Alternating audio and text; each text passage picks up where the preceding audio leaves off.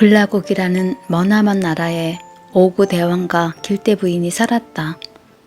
오구 대왕에겐 이미 딸이 6이나 있었으나 그는 대를 이을 아들을 손꼽아 기다렸다. 길대 부인이 마침내 7번째 아이를 낳았으나 이번에도 딸이었다. 이에 오구 대왕은 크게 노여워하며 아이를 바다에 버리라고 명했고, 길대 부인은 죽기 전에 이름이라도 갖게 해야 한다며 버려진 아기라는 뜻의 바리대기라 이름을 붙이고 바리를 바다에 버렸다. 바리는 바구니에 담긴 채로 바다로 보내졌다. 거북이가 나타나 바리가 들어있는 바구니를 이고 바닷가까지 싣고 왔다. 마침 근처를 지나던 비리공덕이라 불리는 노 부부가 버려진 바리를 발견했다.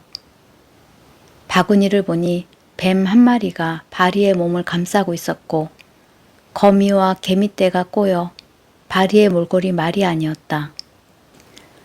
죽어가는 바리를 안타깝게 여긴 비리공덕 부부는 바리를 친딸처럼 키우기로 하였다. 바리는 노부부의 손에 맡겨져 자랐으나 점차 자라면서 그들이 친부모가 아니라는 사실을 알게 되었다. 그로부터 10여 년 뒤 오구 대왕은 큰 병을 알아들어 누웠다. 영험한 고승에게 물어 무슨 병인지 알아보니 고승은 오구 대왕이 7번째 공주 바리를 버려서 하늘에서 벌을 내린 것이라고 답했다. 고승은 바리가 살아있으며 오구 대왕을 살릴 수 있는 유일한 불사약은 12곡의 너머에 서천 꽃밭에 있다고 알려줬다. 그곳에 가려면 혼백이 되어야 하기에 오구 대왕의 6딸은 서천 꽃밭에 가려고 하지 않았다. 아무도 불사약을 구하러 가려 하지 않자 오구 대왕은 신하를 보내 바리를 찾아다녔다. 신하는 마침내 바리가 있는 노 부부의 집을 찾아가 바리에게 자초지종을 설명했다. 바리가 구해와야 하는 불사약은 뼈가 만들어지는 뼈사리꽃, 살이 돋는 살사리꽃, 숨을 불어넣는 숨사리꽃이었다. 바리는 이 이야기를 듣고 비록 자신을 버린 아버지이지만 그를 살리기 위해 먼 길을 떠나기로 결심했다. 바리는 서천 꽃밭으로 가기 위해 길을 가다가 밭을 가는 노인을 만났다.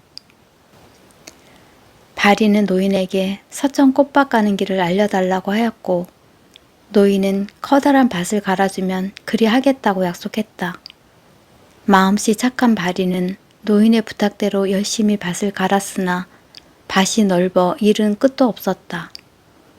그러자 하늘에서 소들이 내려와 바리가 밭 가는 것을 돕고 사라졌다. 노인은 약속대로 바리에게 가는 길을 알려주었다. 바리는 길을 가다가 이번엔 마고 할미의 빨래터에 도착했다. 마고 할미는 바리가 서천 꽃밭으로 가는 길을 묻자 바리에게 검은 빨래는 하얗게 만들고 하얀 빨래는 까맣게 만들면 알려주겠다고 수수께끼 같은 문제를 냈다. 바리는 깨를 내어 검은 빨래는 열심히 빨아서 하얗게 만들고 하얀 빨래는 열매색을 이용해 검은색으로 물들였다. 마고 할미는 바리에게 약속대로 12고개를 지나 배를 타고 황천강을 건너면 서천 꽃밭에 도착할 것이라고 알려주었다. 바리는 12고개를 전부 지나 황천강을 건너게 되었다. 그곳에서 바리는 배를 타고 저승으로 가는 망자들에게 안타까운 마음을 가졌다. 바리는 망자들이 길 가는 것을 도우며 황천강을 건넜다. 마침내 바리는 서천 꽃밭에 당도하였다. 서천 꽃밭은 저승에 있는 아름다운 꽃을 모아놓은 꽃밭으로 동수자가 주인이었다. 동수자는 하늘에서 살던 도령이었는데 죄를 지어 이곳에 내려오게 되었다. 동수자는 인간 여자를 만나 아들 셋을 낳아야 하늘로 돌아갈 수 있는 벌을 받았다. 바리가 동수자에게 불사약을 달라고 하자 동수자는 아들 셋을 낳아주면 불사약을 모두 주겠다고 약속했다. 바리는 그와 혼인해 아들 셋을 낳았고 동수자는 바리에게 뼈사리꽃, 살사리꽃, 숨사리꽃을 주고 혼자 하늘로 올라가 버렸다. 바리는 세 송이 꽃을 들고 세 아들과 함께 불라국으로 향했다. 오랜 시간이 흐른 터라 오구대왕은 이미 죽어 있었다. 상여에 실려 나오는 오구대왕을 본 바리는 뼈사리꽃, 살사리꽃, 숨사리꽃을 그에게 먹였고 죽었던 오구대왕은 마침내 살아났다. 오구대왕의 6공주도 막내 바리를 보고 기뻐하였고 길대 부인도 바리와 재회하여 기쁨의 눈물을 흘렸다. 이에 크게 기뻐한 오구대왕은 바리를 데려와 불라국에서 행복하게 살았다. 바리는 후에 황천강에서 만난 혼들을 인도하고 싶다며 저승으로 가 살았으며 바리가 낳은 세 아들은 저승의 대왕이 되었다. 안녕하세요. 샬롯입니다. 오늘은 곧 다가올 2024년 새해를 맞이하여 이 세상 모든 어머니와 딸들을 위한 어른 동화 한 편을 준비하였습니다. 13개의 바다 바리는 신간소설로서 지금 읽어드린 바리 설화 언전을 바탕으로 뭉클한 모성애를 그린 작품입니다. 또한 이 책은 대한민국 콘텐츠 대상 스토리 부분 우수상을 받았습니다. 그럼 지금부터 13개의 바다 바리 일부를 낭독하겠습니다. 해녀 노래가 끝날 무렵 배가 멈췄다. 해녀들은 차례로 바다로 뛰어들었다. 공덕은 수경을 쓰고 훅 숨을 들이쉬었다. 풍덩 물에 뛰어든 공덕은 인어처럼 몸을 움직여 아래로 헤엄쳐 갔다. 공덕의 눈에 바위에 붙어 있는 커다란 전복이 보였다. 영동이 분명 전복은 캐지 말라고 일렀지만 공덕은 해녀가 된 첫날이라 대단한 수확물을 보여주고 싶었다. 공덕이 비창, 해산물을 캘 때 쓰는 낫 같은 도구로 전복을 캐려 할수록 전복이 바위에 들러붙었다. 공덕은 숨이 부족한 것을 느꼈다. 바닷물을 마실 뻔할 때 영동이 나타나 전복을 캐서 공덕을 데리고 바다로 올라갔다. 호우이 호우이. 영동이 숨비 소리를 내며 숨을 가다듬었다. 공덕도 태왁을 붙잡고 숨비 소리를 냈다. 공덕이 너 물숨 먹을 뻔했지? 타고난 숨도 짧은 애가 그리 욕심을 부려? 영동이 혼을 냈다. 공덕의 부모도 물숨을 먹고 바다의 품으로 돌아갔기 때문이다. 혼자가 된 어린 공덕에게 물질을 알려준 것이 영동이었다. 바당을 저승 만들 생각이면 썩 나가. 영동의 호령에 공덕은 모래밭으로 나갔다. 공덕은 축 처진 어깨를 하고 불턱, 불을 피워 몸을 녹이고 옷을 갈아입는 곳으로 가 앉았다. 공덕은 불턱에서 불을 피우고 젖은 몸을 말렸다. 선비 해녀들의 긴 숨비 소리가 들렸다. 공덕도 입을 오므려 선배 해녀들의 숨비 소리를 따라했다. 호이, 호이. 공덕의 마른 입술 사이에선 짧은 휘바람 같은 소리만 났다.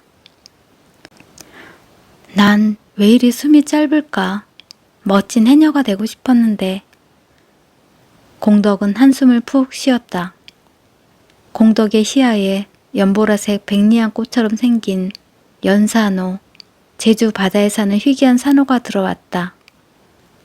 고개를 들어보니 팔다리가 기다랗고 훤칠한 남자가 서 있었다. 그을린 갈색 피부와 손에 잡힌 물집을 보아 물고기를 잡는 뱃사람 같았다. 남자는 연산호를 사라지게 했다가 공덕의 수경뒤에서 나타나게 하는 묘기를 부렸다. 한숨을 쉬길래 남자가 연산호를 내밀며 수줍게 말했다. 남자의 갈색 뺨에 홍조가 뛰니 고구마 같았다. 공덕은 풋 웃으며 연산호를 받았다. 공덕이 빈 태왁에서 해초에 달린 조개와 소라, 전복을 줄줄이 꺼내는 묘기를 부렸다. 남자는 훨씬 현란한 공덕의 묘기에 멋쩍어 뒷머리를 긁었다. 공덕은 남자에게 방금 잡은 전복을 선물했다. 바다에서 시원한 한이바람이 불어왔다. 공덕이 남자의 손을 잡고 모래밭을 걸었다. 남자는 불타는 고구마처럼 얼굴이 더욱 벌겋게 되어 공덕을 따라갔다. 얼마 뒤 공덕은 남자와 혼례를 치렀다.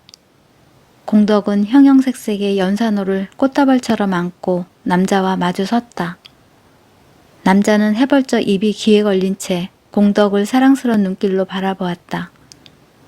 줄에는 마을의 여자 어르신이 봐주었고 영동과 선배 해녀들이 하객으로 와서 축하해 주었다.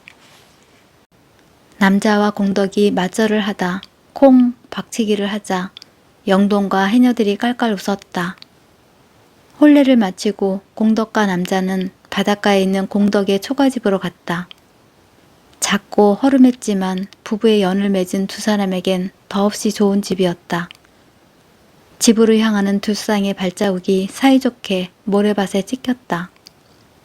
시간이 흘러 부부의 발자국 옆에 귀여운 발자국 두 쌍이 새로 찍혔다. 4살이 된 귀여운 딸 오름이와 뚱냥이 고냉이, 고양이의 발자국이었다. 혹독한 가시밭 같았던 바다가 처음으로 공덕에게 내어준 선물이었다. 이런 행복이 또 있을까?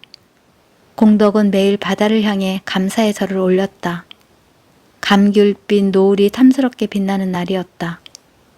저녁 바다를 보러 가자는 오름이 말에 공덕은 남편과 고냉이까지 데리고 모래밭을 거닐었다. 뚱냥이 고냉이는 남편과 지푸라기를 꼬아 만든 공을 굴리고 놀았다. 고냉이는 기분이 좋은지 보드라운 뱃살을 드러내며 모래밭에 발랑 들어 누웠다. 오름이는 유난히 바다를 좋아했다. 오름이는 공덕이 만들어준 뿔이 달린 헝겊 인형을 안고 파도를 쫓아다녔다. 하얗게 부서지는 파도가 오름이 발 앞에 분홍색 조개 껍데기를 실어왔다. 공덕은 조개 껍데기로 목걸이를 만들어 오름이에게 걸어주었다. 오름이가 두 손을 모으고 까르르 웃자 잔잔한 파도 소리와 어우러져 아름다운 노래처럼 들렸다. 우르릉 꽝. 바다 너머에서 부렷하음이 들려왔다. 시커먼 먹구름이 꾸물꾸물 몸짓을 키우며 몰려오고 있었다. 크르릉 크르릉. 바다가 우는 듯 파도도 거칠어졌다. 용왕님이 노여우신가 보다. 집에 가자. 공덕은 심상치 않은 바다의 표정에 남편과 오름이 고냉이를 챙겨 집으로 갔다. 밤이 되자 천둥이 번쩍하더니 폭우가 쏟아졌다. 불가사리도 물고기떼도 폭우를 피해 숨기 바빴다. 나무가 뽑혀 날아가고 묶어놓은 고깃배가 뒤집혔다. 높이 일어선 파도가 한 걸음에 공덕의 집까지 달려왔다. 커다란 소나기로 모래성을 무너뜨리듯 파도가 공덕의 집을 덮쳤다. 공덕은 아무도 놓치지 않으려 고냉이, 오름이와 남편의 손을 꼭 잡았지만 짧은 숨이 문제였다. 하늘을 덮을 만큼 큰 파도가 공덕 위로 쏟아졌다. 공덕은 물숨을 먹고 잡고 있던 손을 놓고 말았다. 파도 소리에 공덕은 천천히 눈을 떴다. 눈부신 아침 햇살이 바다 위에 부서졌다. 바다는 간밤에 아무 일도 없었다는 듯 잔잔하게 반짝였다. 바다는 늘 이랬다. 성난 괴물처럼 굴었다가 낮잠을 자는 아기처럼 고요했다. 공덕은 일어나 주변을 둘러보았다. 파도가 핥히고 간 자리엔 반쯤 무너진 집만 남았다. 손에 남은 것은 오름이의 조개 목걸이 뿐이었다. 남편도 오름이도 고냉이도 없었다. 공덕만 살아남았다. 오름이가 아꼈던 헝겊 인형과 남편이 매일 선물했던 연산호, 고냉이가 가지고 놀던 지푸라기 공이 모래에 파묻혀 있었다. 공덕은 두 개 목걸이를 움켜쥐며 처연하게 흐느꼈다. 깊은 슬픔에 공덕의 새카만 머리카락이 하얗게 새어버렸다. 너무 울어 눈물샘은 말라붙었고 목소리는 쇠를 굽는 소리처럼 변했다. 너무 많은 생각이 쏟아져서 아무 생각도 할 수 없어서 공덕은 이 슬픔을 어찌할 바를 몰랐다. 바다를 증오했다. 할 수만 있다면 바다의 멱살을 잡아 패대기를 치고 바다의 배를 갈라 남편과 오름이 고냉이를 토해내게 하고 싶었다. 공덕은 바다를 등진 채 누워 며칠을 죽은 듯이 보냈다. 영동과 마을 어르신이 매일 주먹밥을 놓고 갔지만 공덕은 손도 대지 않았다.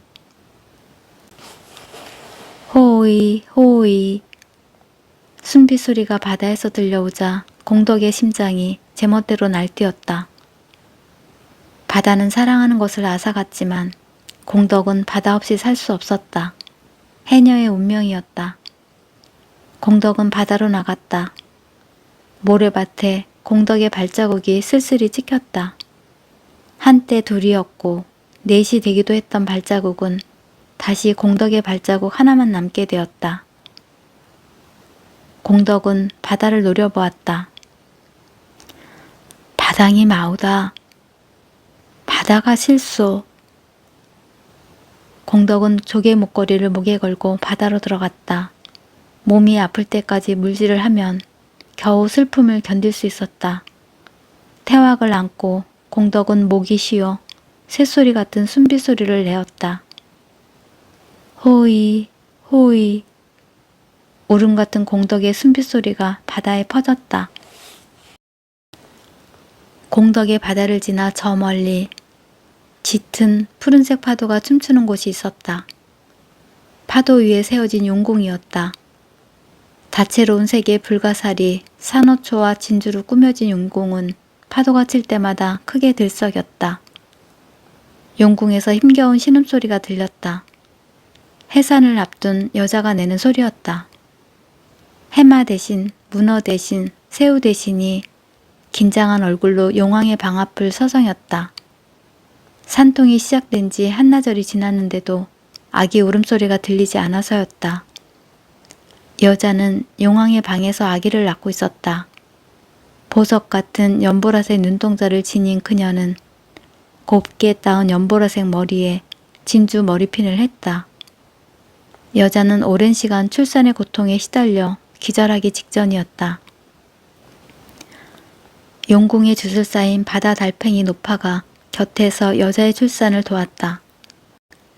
바다 달팽이 주술사가 분주히 움직일 때마다 화려한 지느러미들이 여러 겹의 소매단처럼 나풀거렸다. 달팽이 주술사는 그녀의 주름처럼 산파로서 경험이 많았지만 이렇게 힘든 출산은 처음이었다. 응애, 응애. 마침내 미약한 아기 울음소리가 들렸다. 달팽이 주술사는 분홍색 비단 포대기로 아기를 감쌌다. 아기의 머리칼은 여자를 닮아 아름다운 연보랏빛이었다. 용왕님, 어여쁜 공주님입니다. 달팽이 주술사가 아기를 안고 여자에게 말했다. 아기를 낳은 여자가 바로 용궁의 왕, 이승의 바다를 다스리는 용왕이었다. 용왕은 볕에 걸어놓은 남편의 초상화를 보았다. 그녀의 신하였던 남편은 아이를 가진 직후 병으로 눈을 감았다. 용왕이 아기를 안으려 팔을 뻗었을 때였다. 희미했던 아기 울음소리가 뚝 그쳤다. 달팽이 주술사는 놀라서 아기의 맥을 짚었다. 뛰지 않았다. 이래서 난이 되었다. 가슴에 귀를 대보았지만 심장 뛰는 소리도 들리지 않았다. 죄송합니다, 용왕님. 공주님이 그만. 용왕의 눈에서 눈물이 흘렀다. 용왕은 아기를 안으려 했던 손을 거두고 고개를 돌렸다. 훗날 용왕은 이 순간을 두고두고 후회했다. 그때 아기를 안아보기만 했어도 아기가 죽지 않았음을 알았을지도 몰랐다. 하지만 용왕은 지쳐 있었다. 용왕 혼자 이승 바다를 다스리는 것은 고된 일이었다. 이승 바다에는 매일 수많은 일이 벌어졌다. 바다를 터전으로 살아가는 생물과 인간을 돌봐야만 했다. 용왕이기에 그녀는 슬픔을 빨리 덮어야 했다. 죽은 아기를 안으면 용왕은 다신 일어설 수 없을 만큼 무너질지도 몰랐다. 아기의 죽음을 받아들일 수 없어 현실을 외면하고 싶었는지도 몰랐다. 용왕은 꽃잎으로 마법을 부려 비단 포대기로 아기의 얼굴을 덮어주었다. 깊고 어두운 밤이었다. 쿵! 육중한 용궁의 문이 열렸다. 요란한 파도 위에 성문이 다리처럼 내려왔다. 용왕이 아기를 누인 조개 바구니를 안고 나왔다. 용왕은 종이 한 장을 아기의 품에 넣었다.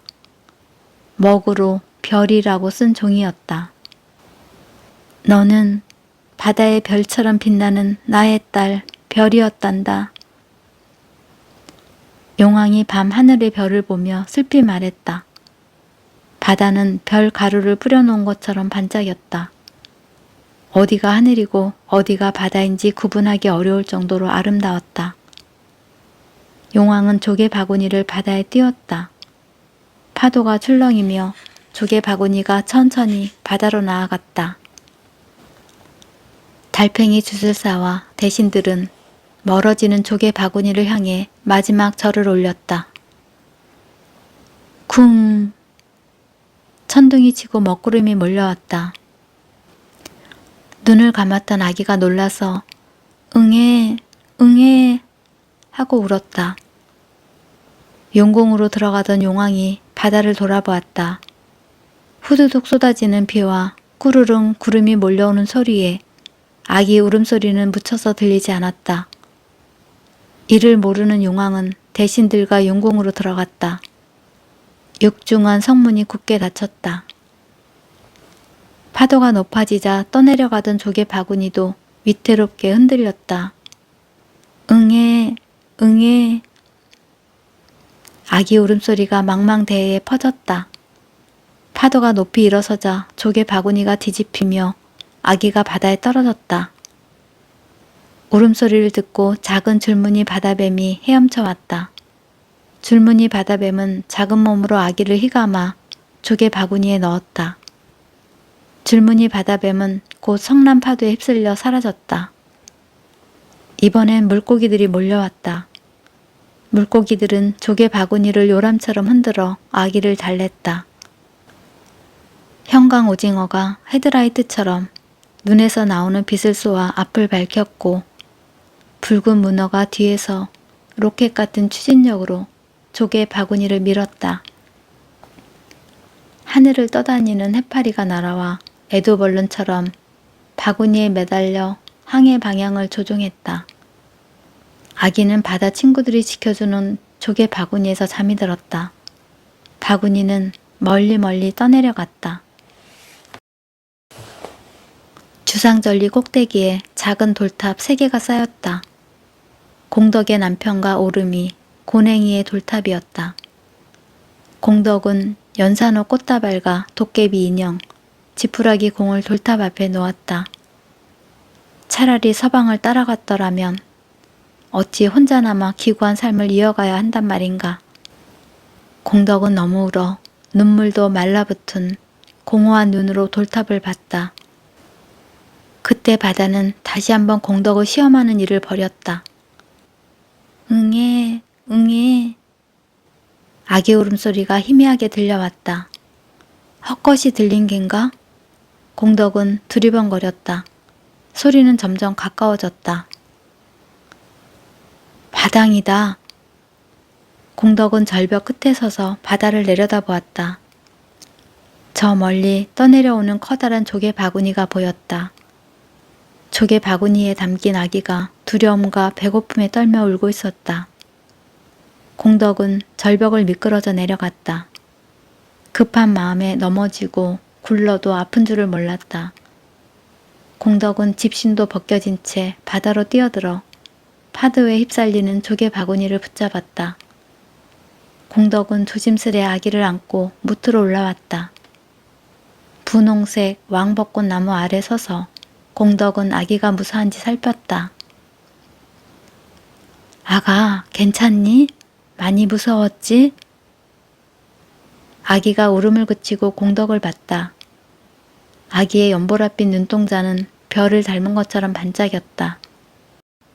뽀얀 피부는 곤밥, 흰 쌀밥처럼 보드라왔고 뺨은 복숭아처럼 발그레했으며 연보랏빛 머리카락은 연산호처럼 아름다웠다. 아기의 몸에서 시원한 바다 내음이 났다. 공덕은 아기가 두른 비단을 살펴보았다. 어디서도 본 적 없는 귀한 비단이었다. 공덕은 비단 사이에서 종이를 발견했다. 별이 글자가 물에 번져 바리처럼 보였다. 글을 몰랐던 공덕은 마을 어르신께 여쭤봐야겠다고 생각했다. 이게 내 이름인가 보구나. 말을 알아들었는지 아기가 방긋 웃었다. 텅 비었던 공덕의 눈은 아기의 웃음으로 가득 찼다. 서방, 당신이 보내준 거지? 이 아이의 어멍이 되어달라고 보낸 거지? 그렇지? 왈칵 눈물이 터졌다. 공덕의 눈물이 아기의 뺨에 떨어지자 아기는 고사리 같은 손을 움직여 마법을 부렸다. 분홍색 왕 벚꽃잎이 작은 회오리를 만들며 날아와 공덕의 눈물을 사라락 닦아주었다. 공덕은 놀라서 눈을 동그랗게 떴다. 아이가 가진 이상한 힘 때문에 버려진 것일지도 몰랐다. 공덕은 분홍색 조개 목걸이를 벗어 아기에게 걸어주며 말했다. 이제부터 내가 네 어멍이란다. 다시는 바닥에 빼앗기지 않을 거야. 어멍이 널 지켜줄게. 무슨 일이 있어도 꼭 지켜줄 거야. 공덕은 절대 빼앗기지 않겠다는 듯 바다를 등지고 섰다. 노을을 받아 길어진 공덕의 그림자가 모래밭에 드리워졌다. 공덕과 바위 위로 벚꽃잎이 비처럼 흩날렸다. 10년 후 공덕아, 공덕아. 영동의 목소리가 투명한 제주 바다에 퍼졌다. 공덕이 옥색 바다에 잔물결을 만들며 올라왔다. 호이, 호이. 공덕은 수경을 위마위로 올리고 짧은 숨비소리를 냈다. 벌써 10년이 흘렀다. 공덕의 얼굴은 그 사이 많이 변했다. 뽀얗던 피부는 물질을 하느라 햇볕에 그을어 가무스름하게 변했고 주름도 많아졌다. 하얗게 세어버린 머리카락 탓에 공덕은 선배 해녀인 영동보다도 나이가 더 많아 보였다. 해서 동네 아이들은 공덕을 할망으로 불렀다. 공덕이 너 또 물씀 먹을 뻔했지? 영동이 인상을 썼다. 전복은커녕 먼 게 해삼도 안 보이는 걸 어떡해요. 빈손으로 나올 순 없잖아요. 공덕이 망사리에 담은 보말 3개를 보여주며 말했다. 보말. 바다 고둥은 전복이나 조개보다 훨씬 더 많고 값도 쌌다. 그래서 제주 사람들은 비싸고 귀한 해산물 대신 보말을 많이 먹었다. 이 작은 보말이라도 있어야 우리 발이 밥도 먹이고 종이랑 먹도 사줄 수 있는 거려. 뿌듯하게 웃던 공덕은 어지럼증을 느꼈다. 눈앞이 핑 돌더니 어두컴컴해지고 귀에서 삐 날카로운 소리가 들렸다. 공덕이 휘청거리자 영동이 공덕을 부축했다. 공덕이 너 해녀병이지? 숨도 전보다 짧아졌던데. 영동이 걱정스러운 눈으로 물었다. 해녀병은 물질을 오래 하면 생기는 병이었다. 해녀병에 걸리면 현기증과 구역질이 나고 온몸이 아파 움직이기 어려웠다. 에이, 아직 괜찮아요. 공덕이 애써 웃다가 심각한 얼굴로 속삭였다. 바리한텐 비밀이에요. 이젠 물질 그만해. 발이 네 자식도 아닌데 뭘 그리 극성을 부려. 네 몸부터 챙겨야지. 그리 말하지 마세요. 우리 발이 내 딸이에요. 내 딸. 낳은 정보다 기른 정이란 말도 모르세요? 공덕은 서운함에 화를 냈다. 영동이 걱정해서 하는 말이란 걸 알고 있었지만 공덕은 발이에 대해선 미역 한 줄기만큼도 양보하고 싶지 않았다. 아휴, 저 고집하고는. 영동은 혀를 끌끌 찼다. 공덕과 영동은 빈 망사리를 들고 무트로 올라왔다. 마을 어르신과 마을 해녀들이 불턱에서 무언가 이야기를 하고 있었다. 다른 해녀들의 망사리도 비어있긴 마찬가지였다. 해녀들이 심각한 얼굴로 뭐라 말하면 마을 어르신은 감귤나무로 만든 지팡이를 짚고 서서 고개를 주걱거렸다. 어르신, 무슨 일 있어요? 공덕이 물었다. 해산물이 부쩍 줄었네. 용왕님이 바당에 오셔서 해산물에 씨를 뿌려주셔야 하는데 바당에 씨가 마른 걸 보면 올해는 안 오신 모양이야. 어르신이 심각한 표정으로 말하자 선배 해녀들이 말했다. 용왕님께 무슨 일 생긴 거 아닐까요? 10년 전에도 이랬잖아요. 그때가 발이 주었을 때지 아마? 그 말에 공덕은 괜스레 성질을 부렸다. 그건 또 왜 얘기하세요? 우리 발이랑 용왕님이랑 무슨 상관이 있다고. 사실 공덕도 그게 마음에 걸렸다. 발이를 발견했던 날 용왕님은 바다에 오지 않았다. 그때부터 해산물의 양이 줄어들더니 근래에 들어서는 눈을 씻고 찾아봐도 해산물이 보이지 않았다. 게다가 발이의 생김새나 신비한 힘은 다른 사람들과 달랐다. 좁은 섬마을이라 발이의 소문은 금세 퍼졌고 사람들은 발이를 보고 저주받은 아이, 그래서 버려진 아이라고 했다. 어르신이 결심한 듯 감귤 지팡이로 땅을 탁 쳤다. 내일 일찍 칠머리당으로 모이게 용왕님께 어서 오시라고 굿을 드려야겠네. 네, 어르신, 조심히 들어가세요. 어르신이 자리를 뜨자 공덕과 해녀들은 공손히 인사를 했다. 공덕은 서둘러 집으로 향했다. 발이에게 보말국을 해줄 생각에 발걸음이 가벼웠다. 폐허가 된 공덕의 집은 새로이 세워졌다. 발이를 키우며 집도 공덕처럼 되살아났다. 무너졌던 돌담엔 새 돌을 쌓아 올렸고 찢어진 창호지도 덧대었다. 집 곳곳에 발이의 흔적이 녹아 있었다. 벽에는 발이가 자랄 때마다 키를 잰 선이 그어져 있었고 발바닥 도장을 찍은 현무암 석판도 놓여 있었다. 발이야, 어멍 왔다. 공덕이 창호지 문을 열었다. 이제 11살이 된 발이의 뒷모습이 보였다. 발이는 용왕이 둘러준 비단으로 지은 옷을 입고 있었다. 서책에 코를 묻은 채 글공부에 열중하는 발이를 보며 공덕은 흐뭇하게 웃었다.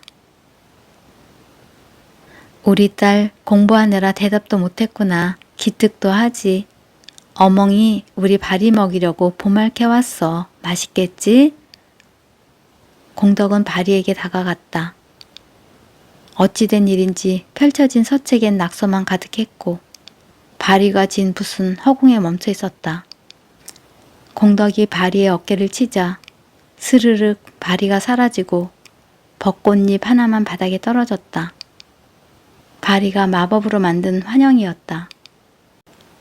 공덕의 가무스름한 얼굴이 하얗게 질렸다.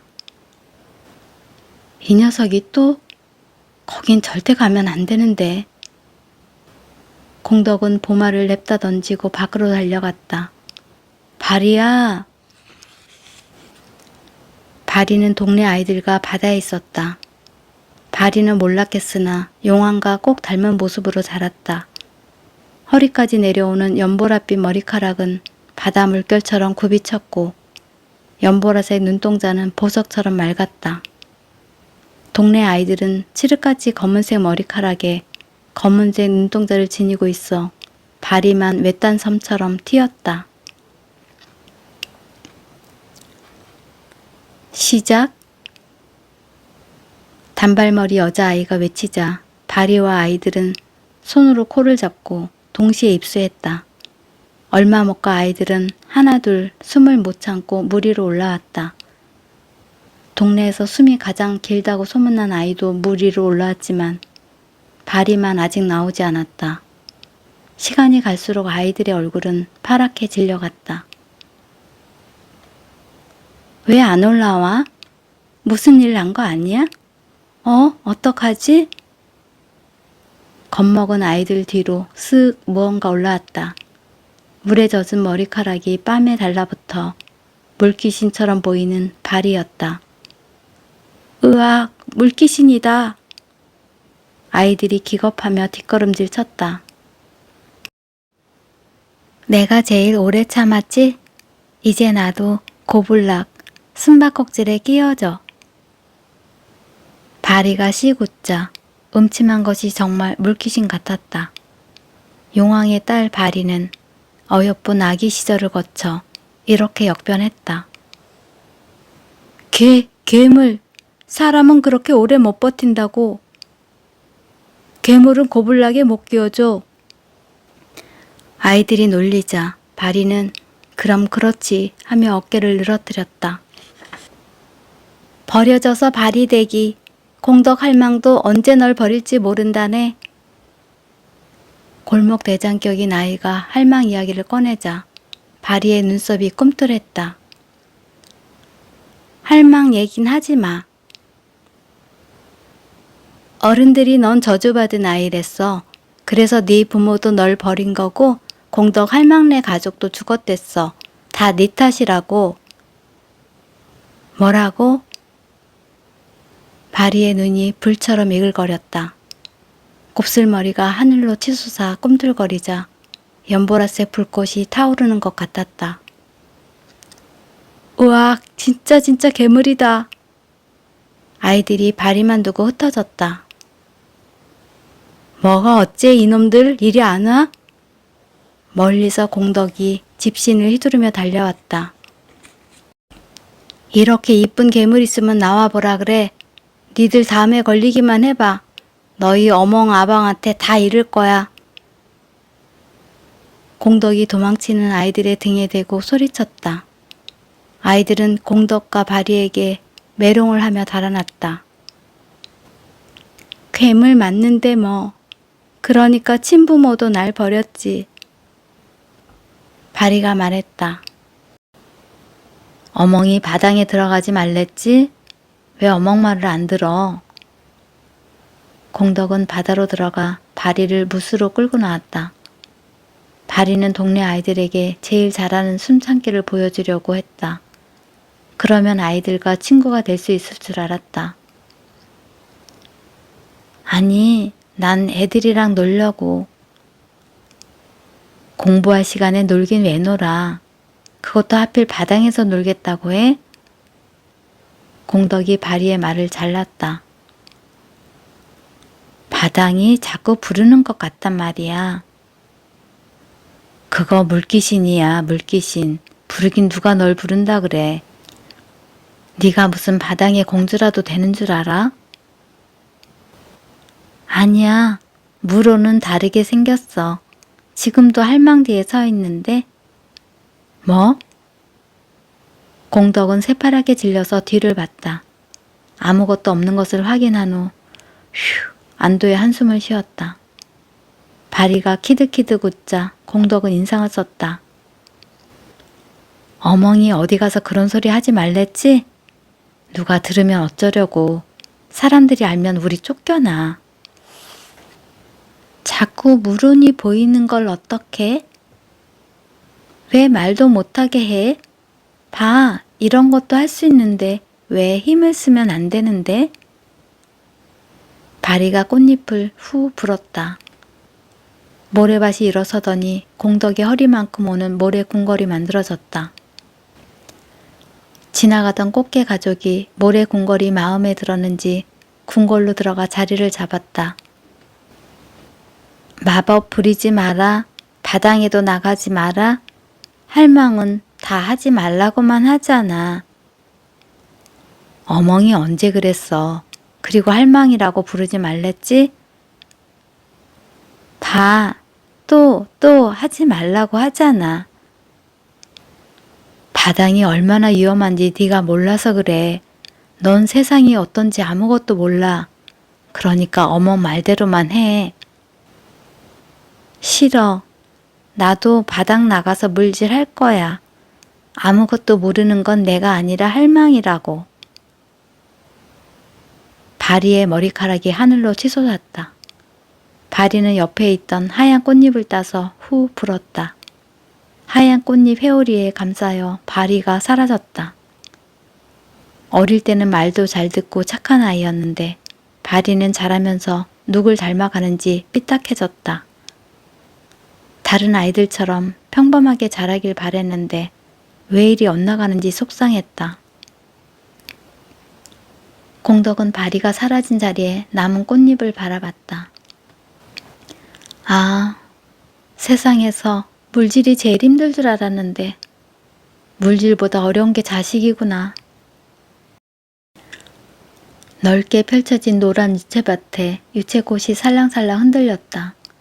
조랑말 몽생이가 유채꽃을 뜯고 있었다. 휘잉 바람이 불어오자 몸생이의 밤새 갈기가 휘날렸다. 몽생이는 귀를 쫑긋 세우며 고개를 들었다. 히 꽃잎 회오리와 함께 바리가 몽생이 등에 올라탄 채로 나타났다. 오늘은 진짜 가출할 거야. 가자 몽생아. 바리가 발로 몽생이 옆구리를 툭 찼다. 몽생이는 바리의 유일한 친구였다. 자세히 말하면 살아있는 것들 중에서 말이다. 주상절리에서 떨어져 다리를 다친 몽생이를 바리가 구해주었다.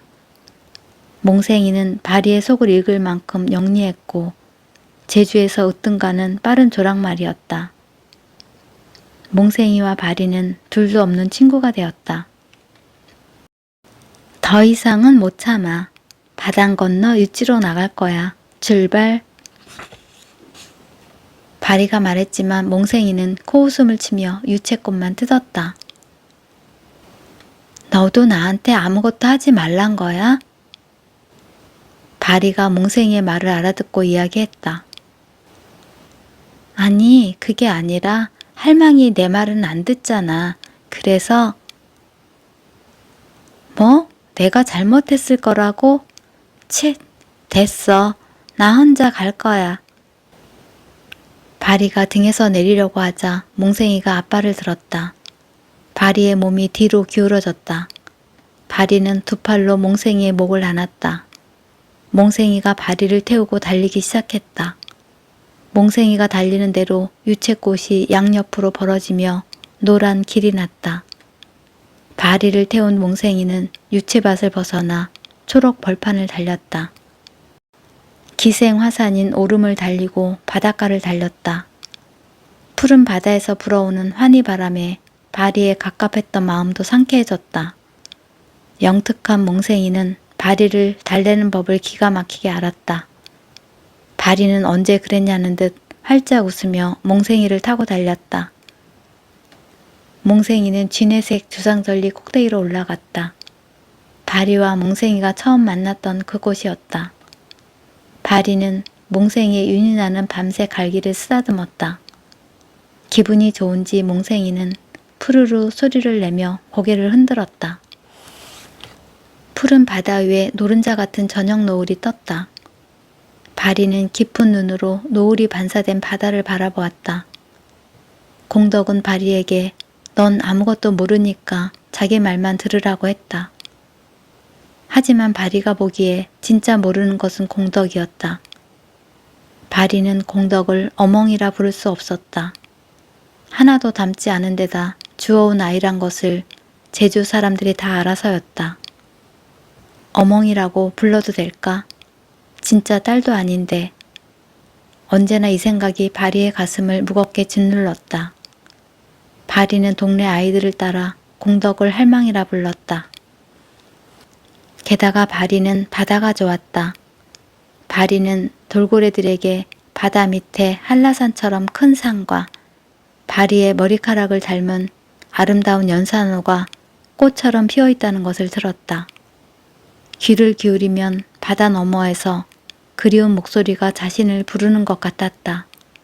그 목소리를 따라 몽생이와 달리다 보면 언젠가 친부모를 만날 수 있지 않을까, 운명을 알 수 있을지 않을까 생각했다. 하지만 공덕은 바리가 공부하기 싫어서 지어낸 이야기쯤으로 여겼다. 공덕은 바리에게 바다에 발도 담그지 말라고 했다.